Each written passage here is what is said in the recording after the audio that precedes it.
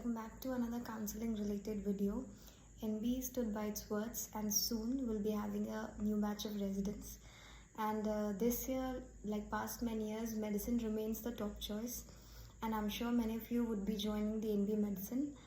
But as it is with our Indian medical education system, with a very limited number of seats but with varieties and types of seats to choose from, I'm sure you must be confused.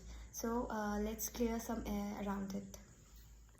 So this short comparison video is going to be more insightful than informative, and I'll be following the usual point-wise discussion pattern. So coming to the government side, the foremost reason we prefer government institutes, especially government medical colleges for DNB, be it surgical or non-surgical branch, is the similarity in training process to our MD and MS counterparts. Even after 47 years of its establishment, we hesitate before opting for DNB. Hardly 1 or 2 out of 150 in a batch would take it. We would rather compromise with a branch.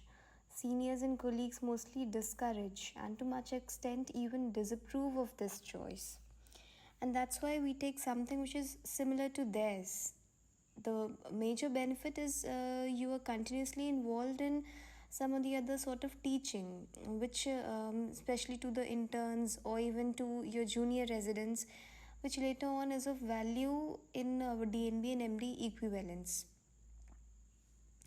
And the second point is that being a government institute, it would pay you much more, and I think it's quite an understatement.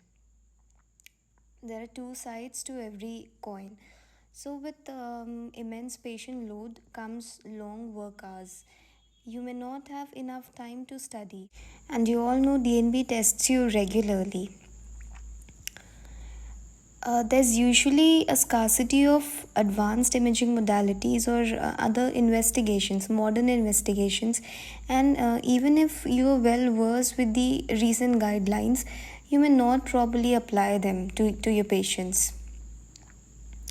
So on this side of the comparison, the cons there become the pros this side. So here there's both availability as well as patient affordability. Even though the number of cases is not huge, but I believe it's better to learn once correct than to learn 100 times incorrect.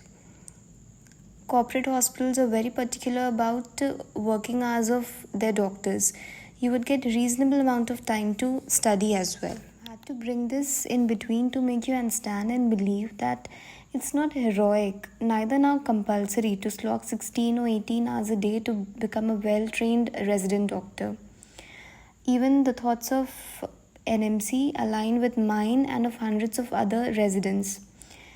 And this proposal looks quite similar to the NHS guidelines. NHS is National Health Service, England, the organization regulating training of resident doctors in the UK. So you see the highlighted points, like they too want to ensure adequate rest, weekly off, counseling for those who are under stress, and by providing providing a positive, conducive working environment. Back to this page. So a major con on this side is the meager stipend they pay. At $24-25 bucks matter unless your mom or dad is a millionaire. Money doesn't only fulfill materialistic needs, but is nowadays necessary for wholesome personality development. So much talk has been delivered, and I hope at the end you make a smart choice.